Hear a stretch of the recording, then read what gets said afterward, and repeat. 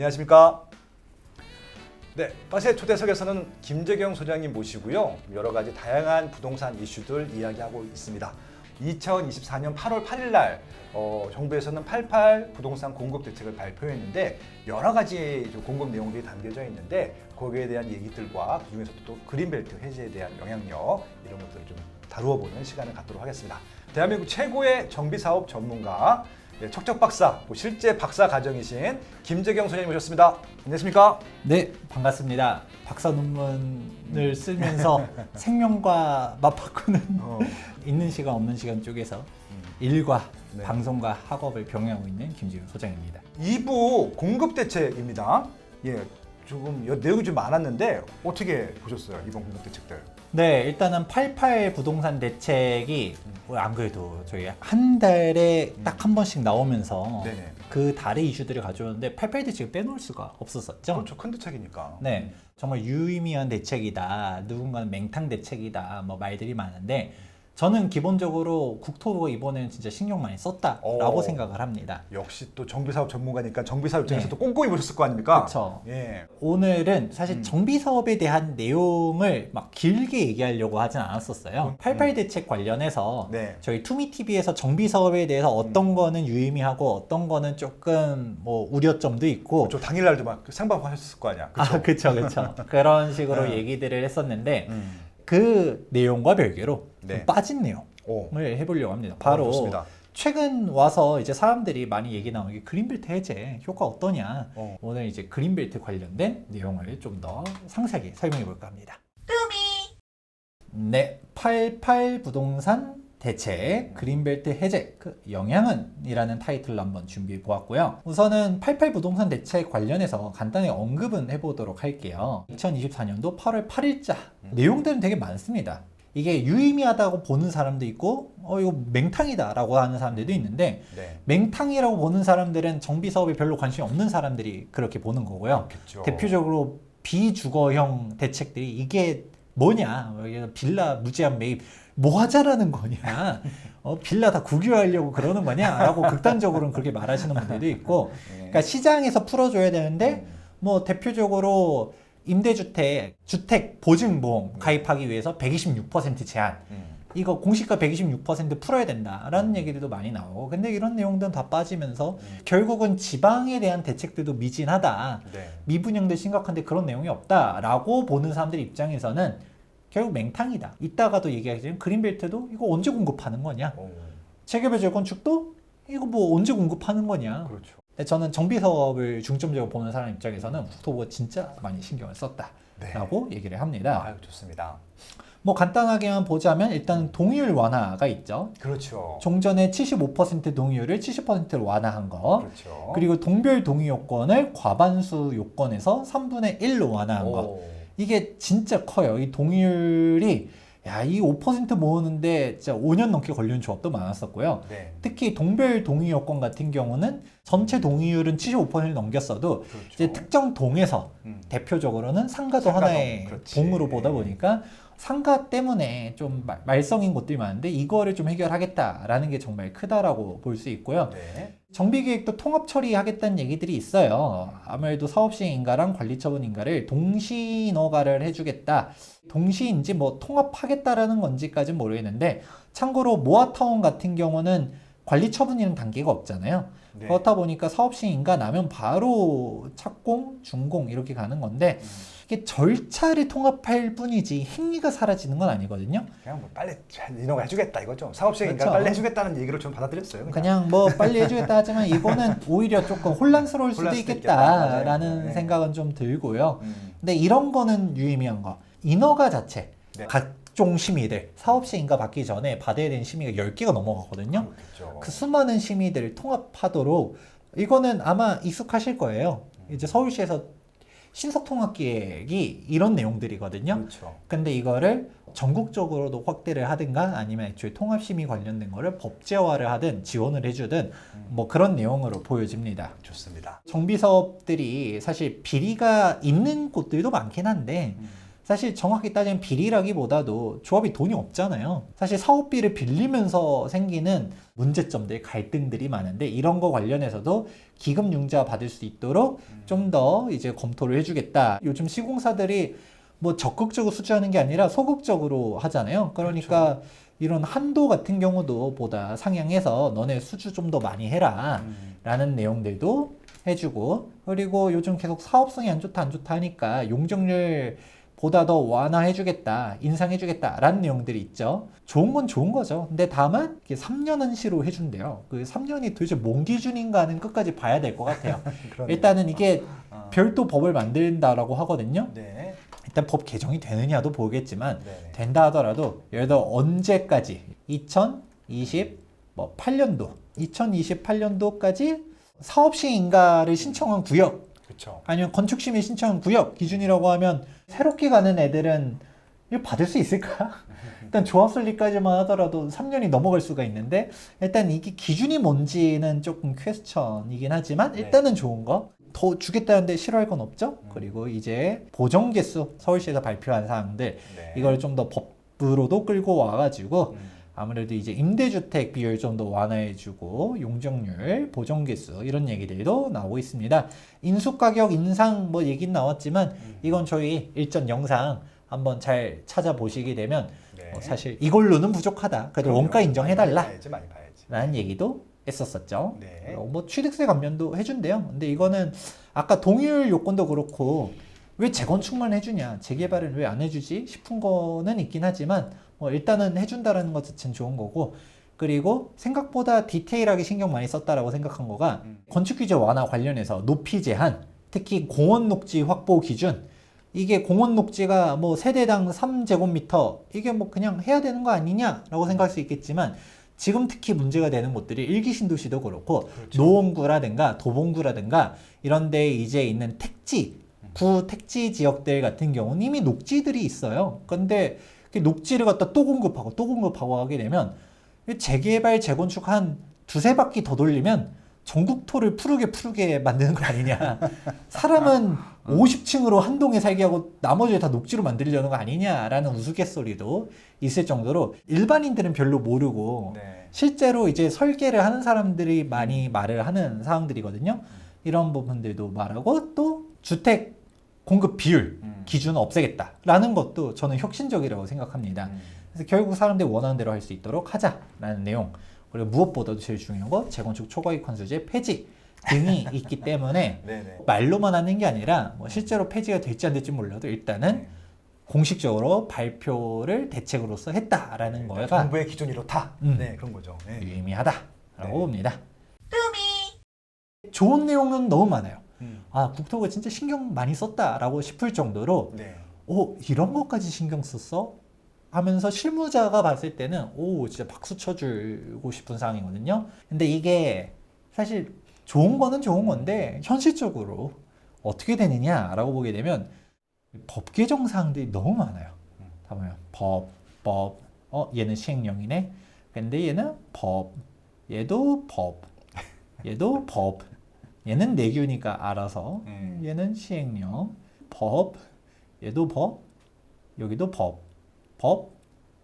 국회의 통과가 있지 않는 이상 아무래도 이제 여야의 합의가 되지 않으면 현실적으로 어렵겠다라는 얘기를 일단은 생각해 보고요. 네. 사실 다른 거 다 필요 없어요. 재건축 초과이익 환수제만 해결이 돼도 재건축 사업들 많이 갈 수 있다라고 저는 보고 있습니다. 네. 근데 거꾸로 생각해 보면 다른 것들은 민주당 국회의원님들께서 통과를 시켜줄 수는 있어도 제초하는 노무현 참여정권 때 출발한 법이기도 하고 어떻게 따지면 부동산 규제의 기로의 가장 핵심적인 정책이거든요. 과연 이거를 깰 것인가 관련해서는 의문이긴 하다. 근데 이 초과이익 환수 제도를 그 유예하는 건 시행령으로 돼요? 안 돼요. 유예도 그때 국회에서 했었습니다. 그 전에. 그제도. 네. 뭐 최근에 시행한 것이 이제 국회에서 하라고 했으니까 하는 거. 그러니까 하라고 만약에- 했다기보다는 유예를 했는데 네. 유예를 연장하지 않았었던 거죠. 12년도 12월 달에 한시적 유예를 처음에 2년을 했었고요. 그렇죠. 그러고서 3년 유예를 나중에 한 번 또 해요. 그게 국회에서 하는 거예요? 네, 국회에서. 그랬는데 이번에 이제 문재인 정권이 되면서 17년도 12월 달에 한 번 더 유예를 하냐 안 하냐 말도 있었지만 유예를 안 해가지고 그대로 확정이 되었었죠. 국토부가 이렇게 추진하는 것 자체는 진짜 되고 안 되고는 뭐 국회의 공이지만 네. 적어도 국토부가 이렇게 신경 쓰는 거는 잘하는 거죠. 그럼요. 예, 많이 좋아졌어요. 네. 아무래도 실무자분이 국토부 장관이 되신 거잖아요. 정치인이 아니신 것만으로도 좀 많이 좋아졌다고 생각해요. 네. 하지만 이제 다음 단계로 가게 되면 이제 사람들이 많이들 생각하는 게 그린벨트 얘기가 많이 나오잖아요. 그래서 88 대책을 보게 되면 체결 재건축만 있는 게 아니에요. 기존에 발표된 공공택지들 신속하게 하도록 하겠습니다. 뭐 이런 얘기들도 있고 또 신규 택지 발표를 하겠습니다. 물량 확대하겠습니다. 서울 및 인근 신규 택지 후보지를 8만 호를 발표하겠다. 2024년도만 하더라도 5만 호, 이제 빠르면 11월 달에 발표하겠다라고 했죠. 그렇죠. 2025년도에는 3만 호를 추가 공급하겠다라고 했습니다. 여기가 어디냐에 대한 내용이 오늘의 메인 주제라고 볼 수 있는데요. 네. 기대되는 것이 있고 우려되는 것이 있습니다.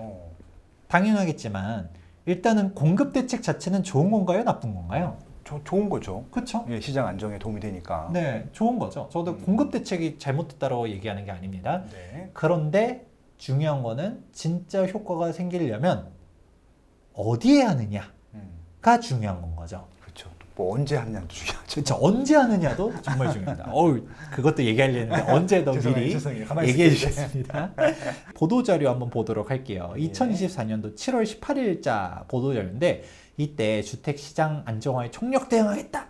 관계부처 합동으로 갔다가 막 그냥 발표를 했는데 사람들이 이거 대책 보면서 그냥 그런가 보다 라고 했었었죠. 그리고 이번 88 대책에서 사실 그린벨트도 충격적인 내용은 아니었었어요. 이미 이때 그린벨트 해제를 통해서 수도권의 신규 택지 2만 호 이상 추가 공급하겠다라고 얘기를 이미 발표했었거든요. 그래서 그린벨트까지 이제 풀려고 하는구나에 대한 거를 원래 사전에 발표 안 하고 88 대책 그냥 뻥 하고 튀어나왔으면 그린벨트까지 건드나 보다 인데 이미 발표를 했어요. 그래서 오히려 저는 88 대책 때 후보지를 발표하나? 라고 생각했는데 후보지 발표를 언제 하겠다라고 발표를 한 거죠. 그러니까 뭐 색다른 건 없는데? 라는 측면에서는 네. 맹탕이라고 보는 사람들이 있는 거고. 예고편을 위한 예고편. 그쵸. 2026년도에 이제 공급 절벽이 예정이 되고 있거든요. 1만 호 이하로 그냥 뚝 떨어질 게 예상이 돼요. 그래서 2024년도, 2025년도까지만 하더라도 2만에서 3만 세대 정도 되지만 26년도가 문제다라는 말들을 많이 하고 공급 절벽이 될 거라고 자꾸 저 같은 투기를 조장하는 나쁜 세력들이 얘기를 한다라고 막 생각을 하잖아요. 또 맨날 댓글에다가 저 투기꾼들이 자꾸 영끌 오적이 집값 올라간다고 얘기하니까 또 칠적도 같이 그러니까 안 된다 라고 하니까 국토부가 발표를 했죠. Q&A에서 민간 전문가들은 이 민간이 이제 아까 말한 5, 7들이 자꾸 공급 부족하다라고 얘기하는데 그렇지 않다. 하지만 제가 언제 24년도, 25년도 공급 부족하다고 한 적 없거든요. 근데 25년도, 24년도는 공급 충분합니다 라고 얘기를 해요. 저는 항상 26년도 이후가 문제인 것 같다 라고 얘기하는데 그 얘기는 안 하고 자꾸 아니다. 우리 충분하다. 평상시보다 공급 많다라고 말하는데 부동산원 R114 추산치에는 R114는 민간업체니까 그러려 하는데 부동산원도 같이 까요. 국토부가. 아주 입지가 양호한 청년 암심주택, 역세권 청년주택 등이 미반영돼 있다 라고 얘기를 합니다. 역세권 청년주택이 안 좋다가 아니라 우리가 입주할 수 있는 주택인가요? 잘 모르겠습니다만 이런 물량을 빼놨기 때문에 잘못됐다 라고 얘기를 하는데 이게 많아요? 많다라고 합니다. 그게 한 10만 가구 돼요? 그렇진 않죠. 설마 몇천 가구 얘기하면서 많다고 그러진 않겠지? 몇천 가구가 누락됐겠죠. 그래서 그럼 몇천 가구 보태도 많지는 않을 것 같은데. 그래도 이제 숫자가 달라질 수 있겠죠. 2, 3만이 아니라 알고 보니까 4만이었다더라. 또 통계 갖고 장난질하는 거 지난 정부에서 해먹어서 욕했던 정부가 그러면 안 되지. 그렇죠. 자기들은 그러면 안 되잖아요. 그렇죠. 그러니까 여기서 우리 실제로 입주 물량 보게 되면 38,000, 48,000이다. 너네가 말하는 것처럼 2만에서 3만도 아니다.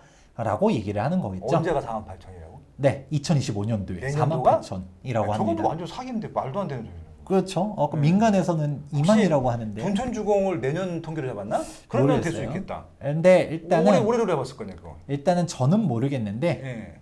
제가 그렇게 본 건 아니지만 우리 전문가님께서 예. 이제 얘기를 하다 보니까 어. 26년도 수치를 발표 안 한 게 예. 26년도 수치를 조금 땡긴 거 아니겠냐라고 합리적인 의심을 하시긴 하더라고요. 그게요. 그 항상 그래. 음. 대기업들 이제 그 9월 때, 10월 때 되면 내년 사업 계획하잖아요. 그래서 남으면 내년으로 밀고 부족하면 땡겨온다. 네. 그런 거랑 똑같은 거네. 그러면 이게 제대로 될 26년도 수치도 발표를 해야 정확한데 예. 26년도를 발표를 죽어라 안 하는 이유가 네. 아마 일단 26년도 거를 25년도로 일단 땡겨온 게 아니겠냐. 저 못된 것만 저 민간 능기에서 배워갖고 왔네 저거. 참고로 진짜 했는지 안 했는지는 몰라요. 그래서 그런 게 아니겠냐라고 의심을 네. 하고 있다. 아니 그게 맞네 라는 보니까. 것이죠. 예, 무슨 얘기인지 알겠다. 네. 예. 그렇지 않고서는 저렇게 48,000이라는 숫자가 나올 수가 없어. 그쵸. 청년주택 합쳐도 그게 안 나올 것 같은데. 뭐 생각에는. 청년주택 1만 세대씩 입잖아. 아무튼 예. 뭐 합쳐도 그게 잘은 안될것 모르겠지만 같은데. 예. 아무튼 설령 그렇습니다. 1만 세대씩 나온다 하더라도 네. 우리가 받는 주택은 아니다. 예, 나 총계 전문가야. 네. 소리를 한번 속여야지. 그쵸. 누굴 앞에서. 근데 이제 네. 속일 수 없는 게 인허가 물량. 네네. 참고로 최근에 막 무슨 통계 누락 사태가 한번 떴잖아요. 네. 그래서 제가 비교해 보니까 2022년도, 2023년도 인허가 수치가 원래는 더 줄었는데 일단 올라간 걸로 띄우긴 했어요. 예. 일단은 얘를 올렸지만 2024년도는 확 꺾였다. 저게 맞는 수치? 저렇게 떨어질 수가 있나? 참고로 와. 물론 아직까지 집계된 수치죠. 그쵸. 상반기까지만 집계됐다 하더라도 이거밖에 안 된다. 적네요. 그러면 적네요. 뭐 네. 높게 봐봤자 정과 그러네요. 봤을 때 반토막이 예상되는 거고요. 사실 그 이하일 것 같은 게 너무 눈에 보이는 상황. 공급량은 충분하다지만 지금 2026년도 그리고 문제는 2026년도 이후도 문제라는 건 거죠. 정부가 공급 부족 사실상 인정한 거 아니냐. 어서 청년 안심주택 같은 얘기는 하고 있고 집값 상승이 신호탄 아니냐? 기자가 뭘 한다고 네. 우리 장관님께서 공급은 충분합니다 라고 얘기를 합니다. 기자님께서 아유 근거 없는 공급 충분론 되풀이하고 있다. 워딩을 진짜 세게 하셨어요. 국토부에 전화 가는 게 아닐까 싶을 정도로 조선일보를 누가 까겠어요? 하여튼 아주 워딩을 세게 얘기를 하셨었죠. 네네. 사실 비판할 건 비판을 해야 되는 거죠. 근데 이렇게 비판을 많이 하니까 발표를 하는 거죠. 자꾸 공급이 부족하다 하니까 8월 8일자로 서울의 그린벨트 12년 만에 해제할 것이다. 주택 8만 가구 공급 나선다라고 합니다. 지금 공급 절벽이 눈에 보이는 상황 속에서 네. 8만 가구를 공급하겠다라고를 해요. 그러면 일단은 공급 대책 자체는 저는 유의미한 대책이라고 보거든요. 이거 자체를 부정하면 말이 안 되는 거죠. 그렇죠. 그런데 효과가 있으려고 하면 생각해 봐야 되는 게 우선 첫 번째 어디 어디? 그리고 마쇼님께서 얘기한 것처럼 언제 예. 이게 나와야 되는 건 거죠.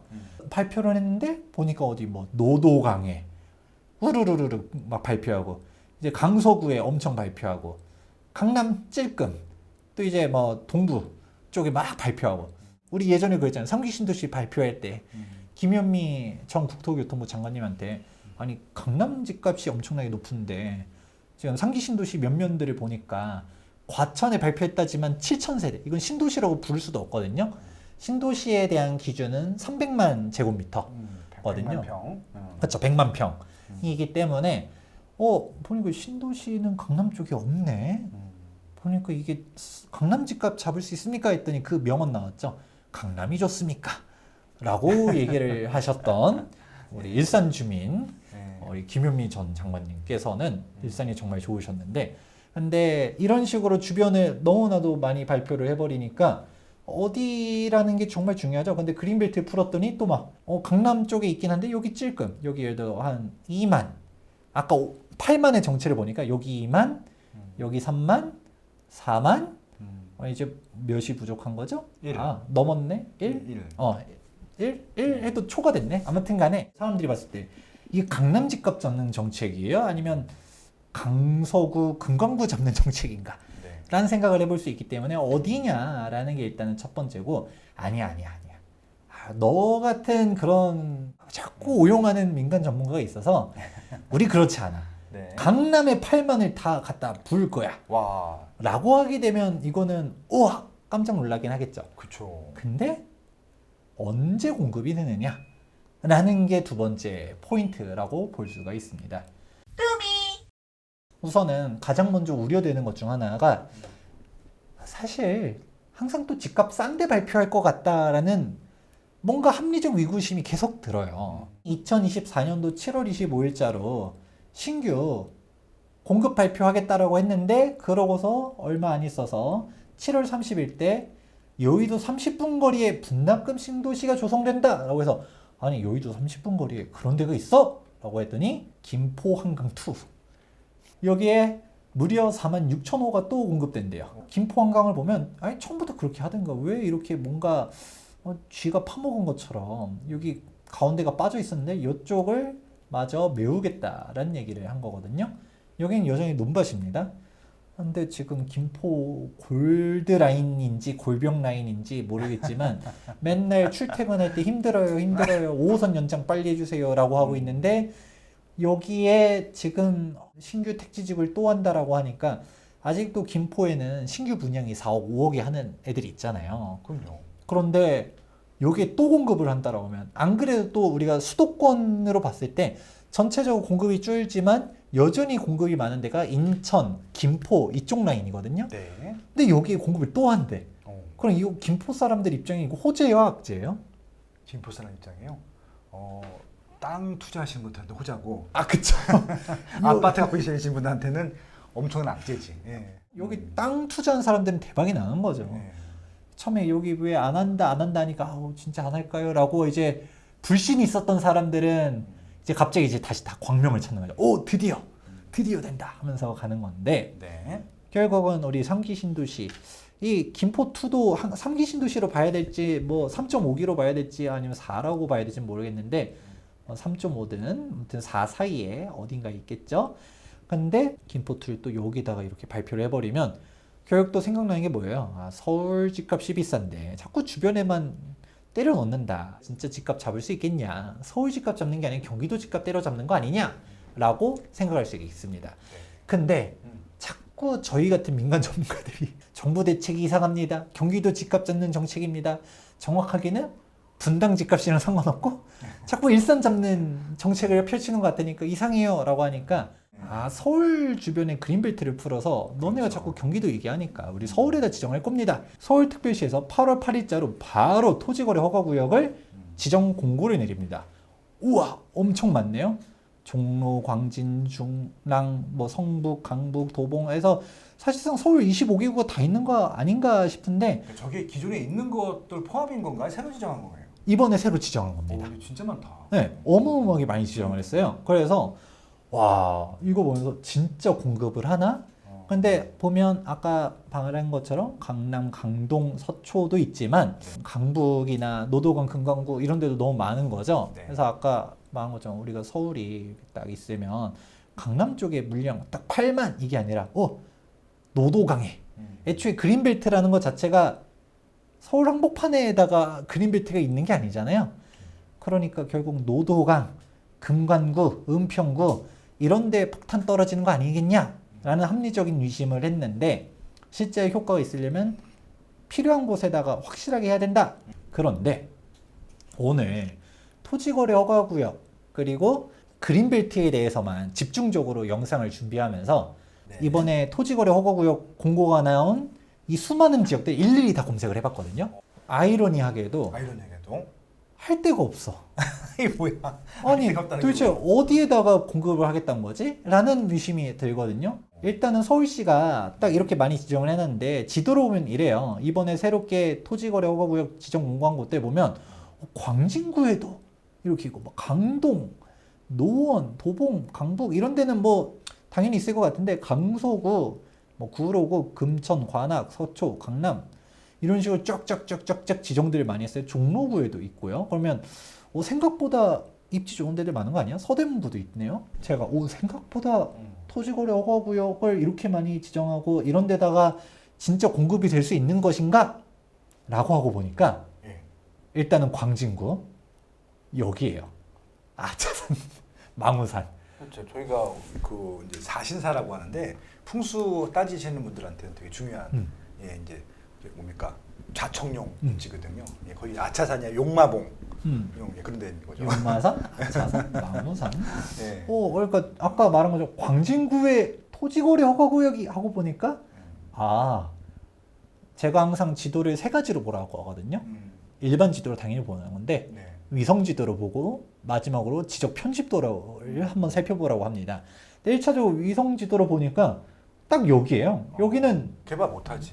그 산이에요. 아니 그리고 저기는 망우리 공동묘지 있잖아요. 맞아요. 예, 그분들한테 삶아져요. 큰일 나. 맞아요. 어떤 여기 공동묘지가 또 있거든요. 예. 그래서 단순히 공동묘지가 아니라 여기 의미가 있는데. 검색을 해보니까 여기가 우리 독립운동가분들도 그럼요. 많이 있는 곳이더라고요. 대표 유관순 열사님도 여기 있더라고요. 여기는 못 건드려요. 예. 아니 그리고 저게 그 풍수지를 따지시는 분들한테는 신성한 산이에요. 저 용마봉이 용마산이 그래서 절대 건들 수가 없는 산이에요.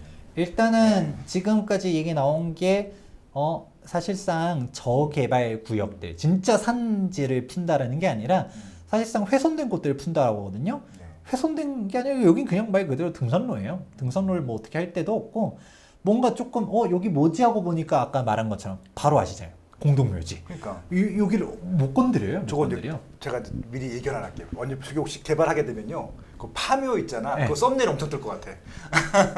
그러네요. 나중에 역시 그것도 써먹어요. 하며 그러네요. 잘못 건드리. 그리고 북쪽으로 간다. 고민할 게 없어요. 불원산, 북한산, 도봉산. 예, 저기다 심지어 여기는 국립공원이에요. 네. 도립공원도 아니고 네. 국립공원이에요. 국립공원입니다. 종종 놀러 가거든요. 여기 이제 우이신설선 따라 쭉 차 타고 여기 위로 올라가게 되면 여기 카페도 엄청 많아요. 예, 수유리 그 네. 수유리가 아니라 뭐지 거기가? 아무튼 저기 옛날에 우리 MT촌. 나 네. 대학교 때 MT 많이 갔었어. 우이동. 예, 우이동. 우이동. 예, 우이동 카페촌 많이 있죠. 그래서 여기 우이천 여기도 막 무슨 막 평상 펴놓고서 막 사람들이 막 무슨 닭도리탕 먹고 이런 데를 밀어서 애초에 아파트 질 면적도 안 나오고요. 뭐 없습니다. 다 산이에요. 뭐 은평구 주변도 북한산 아까 봤었던 거 인왕산, 백년산 뭐 여기 다 산이죠. 저쪽은 또 높으신 분들이 있어서 못 건들 거야. 성북동 그런 데는 못 건들. 저 개발지 우리가 생각하는 것처럼 뭐 농촌, 논밭 이런 게 없습니다. 예. 그러니까 우리가 노동광의 또 공급 폭탄 아니냐가 아니라 이미 강북은 이미 옛날 옛적부터 산동네 달동네라는 것 자체가 원래 그 동네가 그 고바위에서도 사람들이 살았던 거잖아요. 그나마 살만하다라고 판단된 곳들은 다 살거나 아니면 우리 은평 뉴타운처럼 이미 다 개발했던가 그렇죠. 다 했습니다. 우리가 노도강 봤어요. 이제 금강구 쪽으로 가볼까요? 관악산. 뭐가 없어요. 아니 이게 다 산인데 잘 찾아보면 아직 저개발지 약간 이런 논밭들이 뭐 비닐하우스 있는 데가 찔끔찔끔 있긴 해요. 근데 이거 해봤자 면적이 얼마 안 돼요 생각보다. 뭐 이거 뭐 건드려봤자 뭐 1000세대도 안 나올 것 같은데. 저기다 기반시설만 더 만들어줘야 돼. 그쵸. 예. 오히려 이거는 뭐 건드리는 게 더 힘들 것 같고 다른 데들도 뭐 하다 보면 있긴 있어요. 아예 없는 건 아닙니다. 근데 이런 것들이 있긴 한데 마른 서울인데 온수역 딱 여기 있죠. 부천. 근데 한다 해도 면적이 얼마 안 돼요. 반시계 방향으로 돌았잖아요. 광진구부터 해서 노도강 보고 은평구 보고 그리고 금강구 한번 쫙 간단하게 봤는데 뭐 할 만한 데가 없고 있다 하더라도 되게 면적이 작다. 결국은 이제 강남권을 보는데 강남도 아까 제가 말했잖아요. 일반 지도로 보게 되면 밑에 뭔가 텅텅 빈 것 같아요. 여기 그린벨트 풀면 또 공급 쫙쫙 할 수 있는 것처럼 보이지만 위성 지도로 보면 구룡산, 대모산 이렇게 산들로 다 뭐 우면이네요. 대충 봐도 일단은 딱히 안 보입니다. 근데 좀 더 디테일하게 보면 여기 방배동에 뭔가 있는 것 같아요. 여기 뭔가 논밭이 있네요. 위성 지도로 보니까 맨 마지막에 제가 지적 편집도 뭐라 했죠? 뭔가 이미 있어. 성디마을 공공주택지구 성디마을 지정이 돼 있네요. 최근에 발표됐더라고요. 개포동 앞에 있는 거. 예. 2024년도 7월 달에 성디마을 개발 콘셉트 하면서 지금 900가구, 참고로 이렇게 해서 900가구입니다. 뭐 이미 하겠다고 발표를 해놨어. 또 우리가 양재동 보니까 우리 이미 청계산 입구에 이쪽은 이미 이전에 개발을 했는데 여기 논밭 조금 있죠? 여기는 뭐 할 수도 있겠죠. 근데 양재는 평지가 좀 있으니까. 네, 그렇죠. 그러면 때마침 여기 신분당선도 있고 여기 이제 3번 출구, 4번 출구 만들어주면서 고속도로도 위에 약간 좀 덮개 공원에서 왔다 갔다 할 수 있게 해주려는 건지 뭔지 모르겠지만 얘만으로는 면적이 너무 적거든요. 기반 시설도 만들어줘야 되잖아요. 그러면 이렇게 묶어가지고 한 번에 할 수 있도록 해야 되는데 뭐 그냥 이 정도? 규모가 되게 작아요. 그래서 제가 여기 쫙쫙 다 한번 찍어봤는데 뭐 없네 라는 생각이 드는 것이고 네. 그러면 이제 진짜 그나마 할 만한 데는 우리가 찾아보는 게 결국 세곡 내곡 이쪽에 보면 아직 농지들 있거든요. 여기도 지적편집도로 교차해서 보게 되면 아직 남아있는 곳 이렇게 근데 이미 이전에 수소 역세권이니 우리 세곡 내곡이니 여기 또 구룡마을이 여기 위에 있네요. 이런 식으로 세곡2 공공주택지구 이미 좀 할만한 데들은 다 해놨어요. 그렇죠. 강남에서 활용할 수 있는 건 다 했겠지. 여기 그 엄청 비싸게 분양하고 있는 허님마을 이쪽에 있네요. 그런 식으로 갔다가 살짝 뭐 남아있는 곳들이 이 정도? 뭐가 더 있나? 그리고 이제 강동구로 가게 되니까 저도 이번에 찾아보면서 아니 이런 게 있었어? 둔촌 바로 옆에 농지가 좀 있었어요. 거의 강동구 농지 은근히 많죠. 네. 예. 그래서 뭐 이 정도? 근데 여기도 사실 둔촌 주공 사이즈 생각해보면 여기서 만약에 아파트 지어도 몇 세대 나오겠냐 싶잖아요. 강동구에 이제 암사도 있는데 여기는 파면 유적이에요. 파면 유적이기 때문에 할 수 있을지도 잘 모르겠고 한다 하더라도 이제 유적과 함께 이제 반토막 나지 않을까 싶기도 하고 네. 결국은 어디? 세곡에 조금 남아있는데 내곡에 조금 남아있는데 이런 데들 결국 우리가 현실적으로 생각해보면 근데 강서구에 보면 여기 이제 뭐 주요 전략시설이라고 이렇게 표시는 돼 있지만 이제 김포공항이 있죠? 김포공항 주변에 논밭이 많잖아요. 네.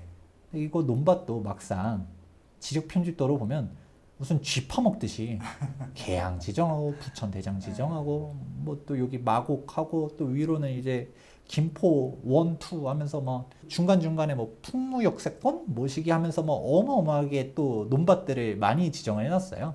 공급하기 위해서 그동안 좀 괜찮다 싶은 곳들은 사실 많이 찾았습니다. 여러분들이 만약에 여기 논밭인데 하는데 지적편집을 딱 쳐보는 순간 이미 다 했어요. 그러면 여기 살짝 남아 여기를 하자니 여긴 진짜 비행기가 왔다 갔다 하는데 지을 수 있을까? 할 만한 데가 없단 겁니다. 그러면 막상 서울시를 한번 싹 다 투어를 해봤는데 저는 당연히 없을 거라고 우리가 맨날 서울은 빈 땅이 없어요 라고 하지만 그렇죠. 그린벨트까지 푼다라고 하니까 그래도 우리가 모르는 신규 땅이 튀어나오려나 했더니 없죠. 보니까 없어요. 네. 오히려 의문인 거예요. 아니 분명 정부는 8만 세대 공급하겠다 했는데 8만 세대가 나올 땅이 어디 있지? 가 생긴 거죠. 처음에는 8만 세대지만 강남보다 막 강북에 쏟아내고 뭐하면 이러면 안 돼요 라고 얘기했는데 다시 보니까 애초에 지정할 땅은 있나? 8월 8일자로 국토교통부가 또 허가 공고 낸 게 있어요. 아까는 서울시 공고고 이거는 국토교통부 공고거든요. 그럼 솔직히 여기가 진짜 핵심지겠죠. 아까 서울시에서 빠진 게 있어요. 왜냐면 국토부 공고에 들어갔기 때문에. 아까 보면 서울시에서 송파구는 빠져 있었거든요. 그게 국토부가 이미 지정을 해버려서 그래요. 그랬구나. 송파구, 방이, 오금, 마천, 예. 하남의 가밀, 감북, 초이, 가미 이런 지역들을 갖다가 토지거래 허가구역으로 묶어버리는데 여기는 뭐가 좀 있는 거죠. 이렇게 묶어버렸구나. 여기 지역을 좀 더 디테일하게 보게 되니까 한 번도 생각해 본 적이 없었는데 올림픽 선수촌 그 좋은 땅 바로 뒤에 이런 논밭이 있었네요. 그렇죠. 다 산이었으니까 거기가. 아까 말한 그 조그만한 강동구에 조그만한 그 경찰서 있었던 데는 이 면적인데 보니까 올림픽 선수촌만한 사이즈가 있어요. 여기는 위치도 좋고 좋죠. 그리고 면적도 넓네 라는 게 첫 번째. 그리고 아까 말했던 감북동, 가밀동 이런 데들이 있네요. 여기도 많아 보이는데 지적 편집도를 펴보면 근데 여기서도 이미 열심히 쥐파먹었죠. 이미 조금 했죠. 네, 가밀 조금이 아니라 많이 했어요. 보금자리. 네, 가밀 공공주택지구 그리고 이제 하남 광양 공공주택지구 이런 식으로 왔다가 지정들을 많이 했어요. 그럼 여기서 이제 남아있는 건 진짜 강북동, 그리고 이제 송파구 조금, 요쪽 조금 이런 식으로 남아있는 건데, 물론 조금이라 했지만 여기는 그래도 면적이 꽤 넓죠. 근데 대규모로 진짜 공급이 할 만한 데가 여기밖에 없다. 그러네요. 오히려 세곡이나 내곡이나 조금 있긴 한데 면적으로 따지면 이미 세곡 내곡 개발하면서 세곡 내곡 자곡 개발하고 나니까 이미 뭐 빈 땅이 이제 별로 없단 거죠. 거기 아직 남아있는 데가 있긴 하지만 사실 그때도 거기를 빼놓은 이유들이 있었거든요. 반대도 심했고 뭐고. 근데 거기를 어떻게든 공급을 한다 하더라도 거기 세대수가 얼마나 들어설까 하는데, 진짜 조금 대규모 공급할 만한 위치는 이 정도밖에 없다. 오 시장님께서도 그 얘기했죠. 보존 가치가 낮은 그린벨트를 해제하겠다라고 했어요. 산을 깎아서 만들진 않겠다라는 얘기인 거죠. 그러니까 논밭이나 창고나 뭐 비닐하우스 이런 데로 쓰이고 있는 곳들을 이제 개발하겠다라는 건데, 근데 오히려 이렇게 드니까 오히려 의문이 드는 게, 어디 공급하지? 공급할 데가 없는데? 물론 이게 서울로만 한정하니까 그렇지만 경기권까지 하게 되면 좀 더 많을 수도 있습니다. 그린벨트가 이렇게 많다라고 하잖아요. 근데 이것도 막상 위성지도로 보면 이 위치들이 다 산이거든요. 물론 이 사이사이에 뭐가 있을 수는 있는데, 근데 일단은 그렇게까지 우리가 생각하는 것처럼 뭐 그렇게 공급할 땅이 없다. 그러니까 경실련이 8월 8일에 막 발표했잖아요. 바로 즉각적으로 그린벨트 해제, 집값 안정 효과가 없다. 철회해야 된다. 지금 SH 사장님께서는 그린벨트 해제해가지고 세곡내곡 개발한 거 효과가 있었다라고 말을 하시는 것 같지만, 아무튼 일단은 지금 경실련은 그때는 맞고 지금은 틀리다. 그런 그쵸. 거죠. 뭐. 본인이 할 땐 맞고 지금 딴 사람이 하니까 틀렸다 이런 얘기지. 그런 것 같은데 일단은 해제 효과가 없다라고 하는데, 네. 아마 경실련도 보도자를 보고서 깜짝 놀라 그린벨트를 풀다고 절대 안 돼라고 말한 것 같지만, 네. 저도 처음에 그린벨트 풀어도 공급을 한다는 건가 했더니 막상 보니까 풀 데가 없네. 경실련 이 분들도 디테일하게 아마 보진 않았을 것 같아요. 공급할 만한 데가 어디 있지? 라는 거를 생각해 보지 않은 것 같고요. 오 시장은 지금 뭐 이제 강남 용산 토지거래 허가구역 또 지정하니 많이 이런 얘기를 하고 있고, 아까 여기서도 보이는 게 세곡, 우면 뭐 이런 식으로 갔다가 내곡 지정들을 다 해놓은 거가 할 만한 데들은 많이들 했었었다라는 것이죠. 이제 땅이 없다. 여기 입지가 좋은 입지인 건 맞아요. 현실적으로 대규모로 그리고 사람들이 기대할 만한 입지는 송파, 방이, 오금, 마천, 가밀, 감북 이런 곳인데, 진짜 여기 말고는 없어요. 진짜 제가 서울시를 뭐 제가 물론 놓쳤을 수도 있겠지만, 제가 일단은 위성지도랑 지적편집도랑 다 그렇게 해서 보니까 할 만한 데가 없거든요. 나와도 세대수가 뭐 기껏 해봐도 몇백 세대, 잘해야 1000세대 이 정도지, 대규모 공급 나올 만한 데들은 딱 이 정도입니다. 물론 대규모 공급이긴 하거든요. 이 둔촌주공이 13,000세대 얘기하잖아요. 여기 조그맣게, 여기 물론 올림픽 선수촌 면적 크긴 한데, 이거 생각해보면 여기 잘해야 1만에서 1.5만 나오지 않을까요? 용적률을 얼마나 넣냐에 따라 다르겠지만, 네. 그쵸. 만대 나올 것 같네요. 보니까. 그렇죠. 만 세대는 나올 것 같고, 그래도 조금 더 많이 넣으려고 하면 1만 5천. 감북동 여기도 면적은 꽤 되죠. 여기에서 얼마나 나올까요? 뭐 여기서 2만 나올까요? 근데 이거 가지고서는 오히려 돌고 돌아서 8만 세대의 정체가 어디 있나가 의문이 드는 거죠.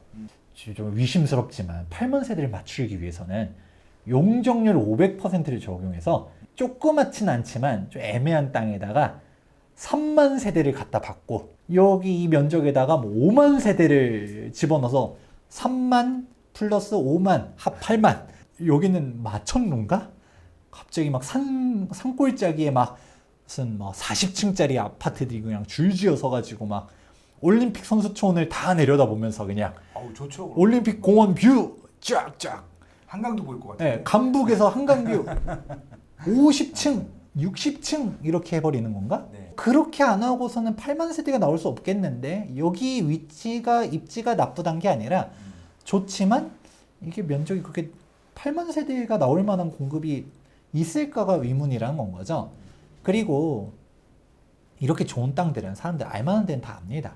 2010년도에 감북동 보금자리 지정 반대 결사항쟁 하면서 이제 이름까지 그냥 내걸면서 반대를 했잖아요. 배드타운 절대 안 된다.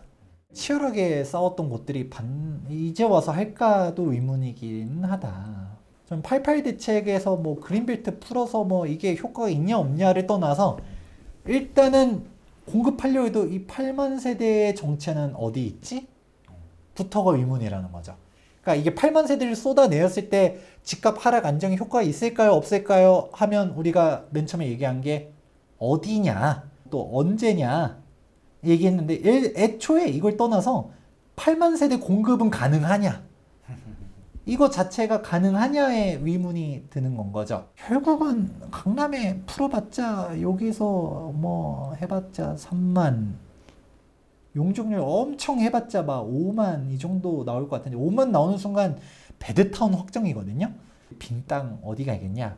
결국 경기도권으로 가는 거 아니겠냐? 돌고 돌아서 일산 주변을 위성지도랑 지적표면지도를 동시에 펼쳐보면 우리 창릉 각종 우리 이제 개발 계획들 있죠. 우리 막 와 뭔가 많이 지정돼 있는데 그럼에도 불구하고 남아있는 논밭들이 엄청나게 많습니다.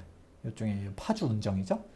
아니 이 수많은 논밭들이 아른아른 거리지만 차마 일산 주민들 그동안 그렇게 고통을 많이 받았는데 또 지정을 한다라고 하면 이거는 진짜 가만히 있을 수가 없는 거예요. 여기도 또 한강변에 아우 좋은 땅들 있잖아요. 또 지정한다라고 하면 진짜 분명 여기밖에 안 보이지만 여기를 말고 어딜 또 지정하겠냐라는 거죠. 그러니까 이제 어디 일단 8만 원 채울 수 있겠냐라는 것도 퀘스천이지만 언제라는 것도 사실 문제긴 합니다. 최근 기사죠. 8월 8일자로 아니 3기 신도시 미착공률이 61%다. 지금 있는 거는 좀 잘해라 라는 기사가 뜨고 있습니다. 지금 아직도 뭐 지작물 조사하는데 막 주민들 반대하고 뭐하고 해서 토지 보상도 다 안 끝난 곳들이 되게 많거든요.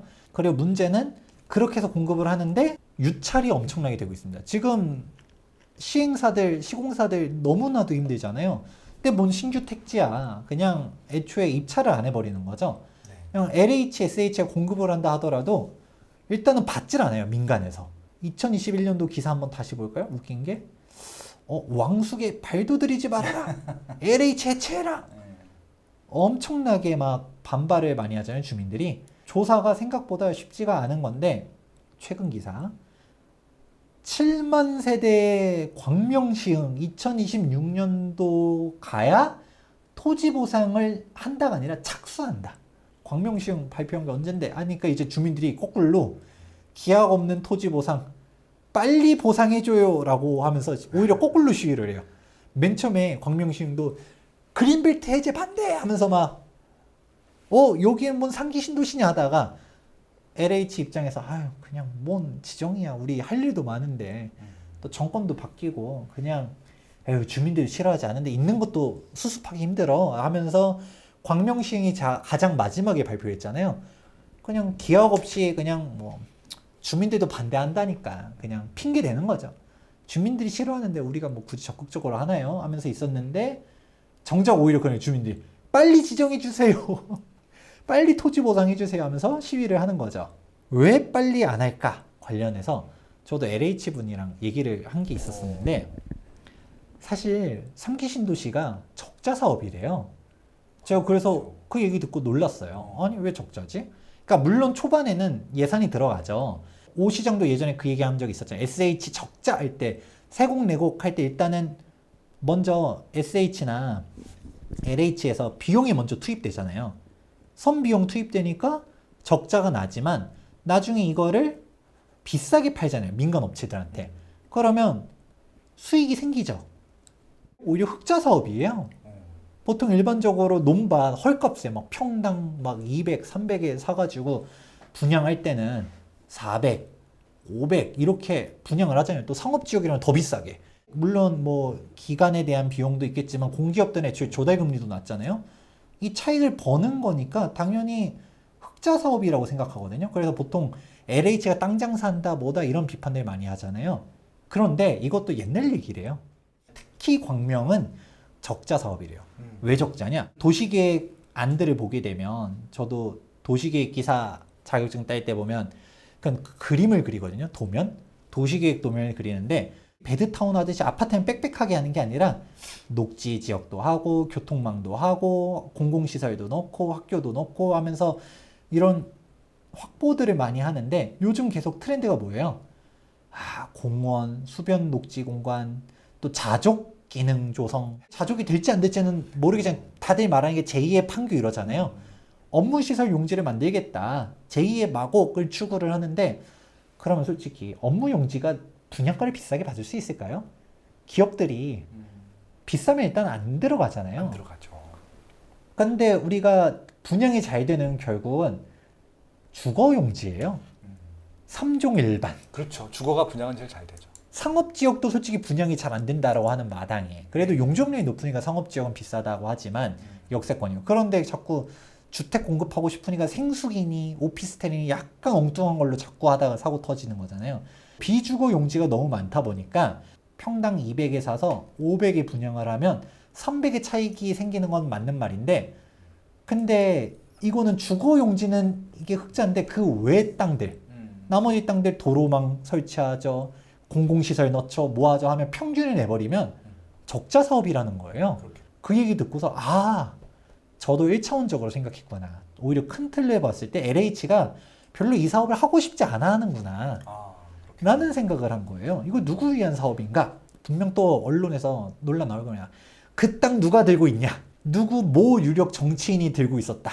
누구 정치인의 가족? 그 땅은 누구 겁니까? 분명 이런 얘기 나올 건데 국토연구원에서 리포트 낸 건데 좀 재밌어서 가져왔어요. 개발제한구역 토지를 누가 얼마나 소유하고 있을까? 전수조사를 했대요. 이거 최근 거예요? 언제 거예요? 2023년도 8월 달이니까 8월. 최근 거죠. 그래도 작년 거고. 이제 소유권 변동 추이 딱 이런 것들 이제 나오고 얼마나 보유했는지 쫙쫙 나오는데 되게 한번 읽어보세요. 내용들이 재밌습니다. 그래서 보니까 개발제한구역이 이렇게 많이들 있는데 소유권들이 쭉쭉 이제 개인이 가지고 있고 법인이 있고 국가 지자체는 뭐 그러려니 하고 뭐 종중 뭐 이런 것들 여기 핵심 개발제한구역 토지 소유 실태를 분석을 해보니까 시사점으로 바로 나온 게 개발제한구역 지정으로 사유재산권 침해는 솔직히 맞긴 맞다. 지속적으로 문제가 되긴 했는데 알고 보니까 실제 대다수의 개발제한구역 토지 소유주들은 규제사항을 인지하고서 토지를 매매했을 가능성이 높다. 그치. 예, 토지니까 좀 법적으로도 많이 알아보고 했겠죠. 왜냐면 이게 박정희 대통령 시절에 60년대, 70년대에 지정을 한 거잖아요. 그렇겠네. 그러면 그 이후로 소유권 변동이 너무나도 많았던 거라는 거죠. 그러니까 사실 다 알고 산 거다. 부가 어디로 가겠느냐? 라는 얘기가 있는 겁니다. 진짜 이거 개발제한구역을 해제하는 거가 옳은 거냐? 라는 생각을 한번 해봐라. 라는 얘기를 하나 해둔 거고. 네. 그리고 LH도 지금 부채가 장난 아니거든요. 할 돈도 없어요. 시키면 하긴 하겠지만 돈이 너무 많이 들어가는 거고 아까 서울 전 지역을 쭉 살펴봤잖아요. 그쵸. 개발할 만한 땅이 이제 눈에 보여요. 아까 뭐 LH 땅 투기 하면서 뭐 광명시흥 같은 경우도 뭐 우리가 다 LH 거야 해가지고 다 내 거야 뭐 이렇게도 뭐 패러디하고 그랬었잖아요. 그렇지만 그게 진짜 뭐 내부 자료를 해서 한 나쁜 사람도 있겠지만 솔직히 누가 봐도 저기는 개발하겠다는 생각이 들고서 땅을 산 사람들도 있었겠죠. 뭐 투기인지 투자인지 모르겠지만 성공을 했죠. 토지 보상 열심히 받아갈 거잖아요. 그러니까 국토연에서도 이게 맞냐 라는 얘기를 하는 건데 결국은 오히려 그린벨트 풀어가지고 개발을 하면 그 땅 소유자들이 대박이 나는 거거든요. 근데 매입 비용이 어마어마하게 올라가요. 아까 LH도 부채가 처음 계획한 것보다 토지 보상 비용이 엄청나게 늘어났거든요. 그러니까 얘기 나오는 게 2021년도만 하더라도 계양 4억 6천, 복정 6억 7천 이 분양가 너무 비싼 거 아니냐라고 했는데 이거 얘기 나온 게 21년도잖아요. 지금 공사비가 이때보다도 두세 배가 더 올랐는데 과연 4억 6천, 6억 7천 다시 보니 선녀 같은 거죠. 이 금액이라도 해줬으면 좋겠다. 사업비가 30% 넘게 떴다. 이미 사전 청약한 당첨자들은 이게 분양가가 확정이 아니잖아요. 계속 올라갈 것 같은데? 그러니까 이제 나오는 게 최근 기사죠. 상기 신도시 사전 청약 당첨자 5명 중 1명은 부적격자라든가 아니면 당첨을 포기했대요. 이게 계속 가격이 올라갈 것 같으니까 포기를 하는 건 거죠. 그러니까 결국은 일단은 그린벨트를 풀어서 공급을 하겠다는 거는 좋아요. 근데 아까 맨 처음에 얘기했던 어디 그리고 언제 상기 신도시에서 우리 다 경험해봤잖아요. 이거 공급하는데 10년 그냥 넘게 걸리거든요. 8만 세대 공급할 땅은 있나? 그러면 결국 강남에 한 2, 3만 하고 나머지 다 결국 일산 주변? 김포? 김포 3? 이런 거 하는 거 아닌가? 라는 합리적인 의심이 들고 있고 가격이 계속적으로 뛰어 올라가게 되면 내가 원하는 가격은 될까? 가 위구심이 드는 거죠. 기껏 공급을 했는데 분야가 비싸요. 그러면 사람들이 결국 이거는 실제 공급 시점은 10년 뒤, 15년 뒤거든요. 강북 같은 경우는 반대가 또 심할 거잖아요. 토지 보상하는데 엄청 오래 걸릴 거예요. 그러면 진짜 예를 들어 15년 뒤에 공급을 한다 하더라도 입지가 좋잖아요. 입지가 좋으니까 그래서 사람들이 결국 지금 집값을 안정시키기보다도 지금 매수 심리가 있는 사람들의 수요를 약간 보류시키는 효과는 있을 수 있죠. 근데 보류를 시키려고 하면 분양가를 봐야 되는데 분양가가 10년 뒤에 분양을 하긴 할 거예요. 15억에 분양할 거예요. 그러면 사람들이 할 거잖아요. 물론 그래도 뭐 올림픽 선수촌이나 둔촌주공 보면 좋은 가격이긴 한데 생각하는 것처럼 저렴한 게 아니잖아요. 그러니까 더 싸길 바랄 거고 그러면 싸게 되면 로또 청약이 이게 또 나올 거고 그렇죠. 그러면 돌고 돌아서 실거주도 안 할 사람들한테 그렇게 로또 청약 주는 게 맞냐라는 얘기 또 나올 거고 그러면 결국 돌고 돌아서 공공택지의 전매금지나 실거주 의무가 있겠죠. 실거주 의무를 갖다 또 부여해가지고 막 10년 동안 얘도 못 팔아. 너네 실거주 해야 돼. 분명 언론에서 왜 로또 청약을 갖다 투기꾼들한테 주냐라는 얘기하면 그냥 실소유자들한테만 주겠습니다. 얘기할 거잖아요. 그래 버리면 또 아이러니하게 물량이 잠겨. 공급되는데 10년, 15년인데 그로부터도 또 10년 동안은 물량이 안 풀려.